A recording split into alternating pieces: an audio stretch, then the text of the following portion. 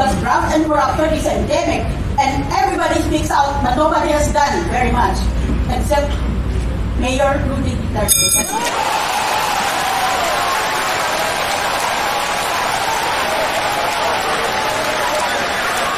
Objection! Your Honor, I object! And this is the end of this colloquy. Ngayon, marami kasi sila. Ano dapat ang gawin natin? Di, patayin natin yung senador ngayon para mabakante.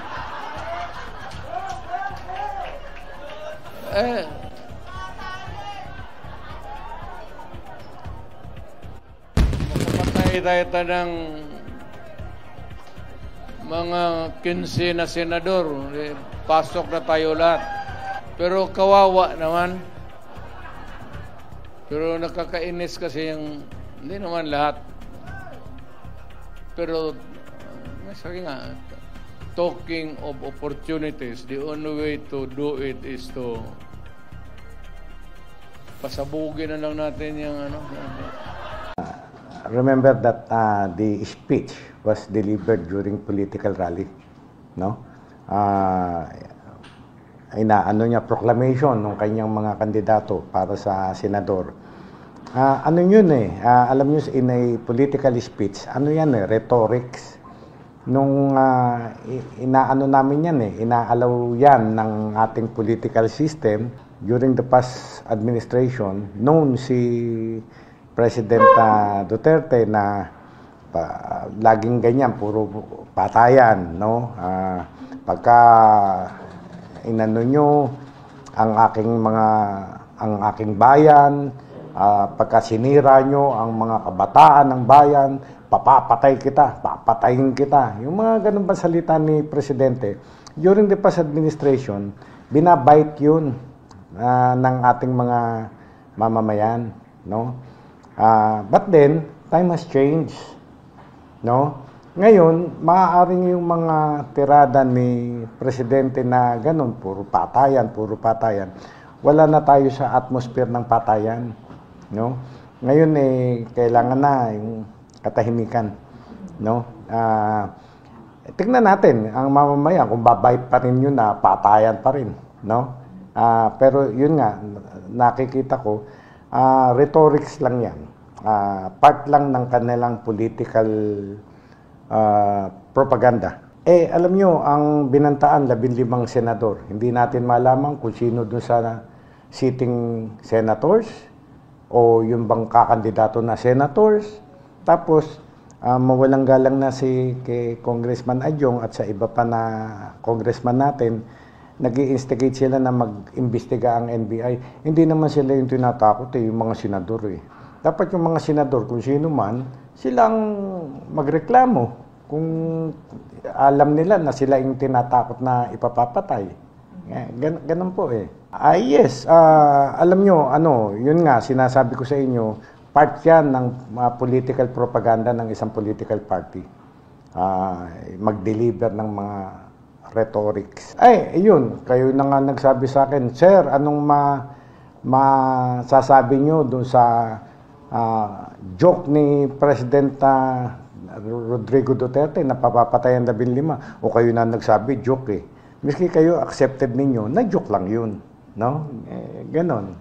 Magaling mag-deliver si Presidente Digong, but then, tingnan natin kung kakagatin pa ba yun ng mamamayan ngayon. Masyadong magkaiba, no? The joke of President Digong was delivered in a political rally. Yung pagkaka-deliver naman ni Vice President Sara ay nagpatawag talaga siya ng press con at sinabi pa niya at pinangalanan niya kung sino yung mga dapat patayin. The President, the First Lady, and the Speaker of the House. At sinabi pa niya, no joke, no joke. Contrary dito sa deklarasyon ni Presidente Digong, ay kitang-kita ng tao na nagjo-joke lamang siya. Part lamang ng rhetorics ng political speech. Sa totoo lang, tatlo ang final namin case, ha?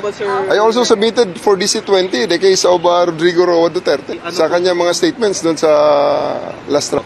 So we already submitted it for unlawful utterances at saka inciting to sedition. So nandun na rin sa docket ngayon at for case build-up na rin yung reklamo natin kay former President Duterte.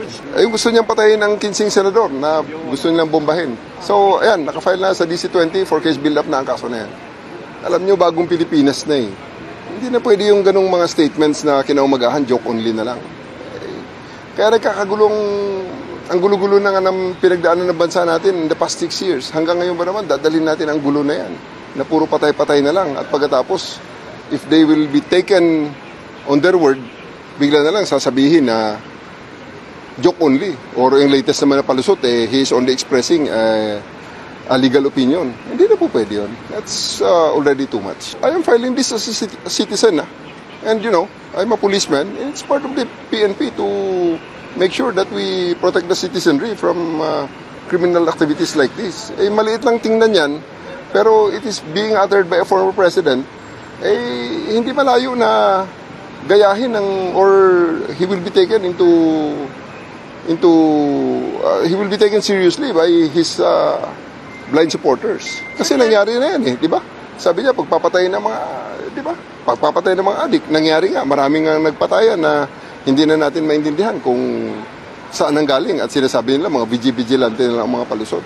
But the fact remains na maraming namatay dahil he encouraged it during his term. We'll be filing it for, pag natapos ang case build-up, it will be filed for preliminary investigation, and formally he will be given a copy of the complaint na inakyat so that he can have his counter affidavit on the case. I am filing it as both as CIDG chief and as a Filipino, as a policeman. Because anybody can file that. So hindi ko naman hihintayin kung sino pa. Para anong nandito tayo sa PNP at nag-CIDG chief pa tayo, kung hindi natin pangunahan na ibang mga kababayan natin na tahimik lang sa sidelines, pero talagang galit din naman, hindi naman accepted sa lahat ng tao ang kanyang ginawa Well, I told my bosses that I'm filing the case. And, meron naman tayong latitude para mag-decide on our own on this level. So, ginawa ko ang decision na ito. As of the moment, kasi talagang I did this as a patriotic Filipino na nandito tayo premier tayo ng law enforcement at kami ang nandito na dapat nagpapatupad ng batas. At kitang-kita sa harap namin, sa harap nating lahat, na ang batas ay nilalapastangan. So, we deem it necessary to file the case. Under the guidance of the Chief PNP. Depende na sa kanilang appreciation ang situation.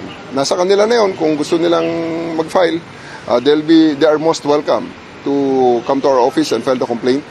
They can contact us. We can send investigators to get their statements and we can file the case. Alam nyo, this is beyond politics This is beyond politics. Huwag nyo isipin na ito ay politika at ako'y ginagawa to para kilingan ang politika. Wala kaming politika dyan. Ang nakalagay dun sa statement ay maliwanag na enumeration ng mga violation of laws na nakasulat sa ating mga batas. Hindi po pwedeng lapastanganin lang yun ng ganun-ganun na lang. Lalo na ng isang tao na palaging nasa limelight at palaging nagbibigay ng kung ano-anong mga assurances na at the end of the day, pag nangyari nga, ay bigla na lang iiwanan ang kanyang mga pinangakuan. Sa ngayon, ang sa amin is unlawful utterances. Nasa case build-up ngayon yan, kung gustong dagdagan ng DOJ ang kanilang mga nakikitang mga kaso. May pinafinal ako, inciting to sedition. That's inciting to sedition naman talaga ang kanyang ginawa Inilagay namin muna sa docket at I'll give you the update pag nabigyan ako ng copy.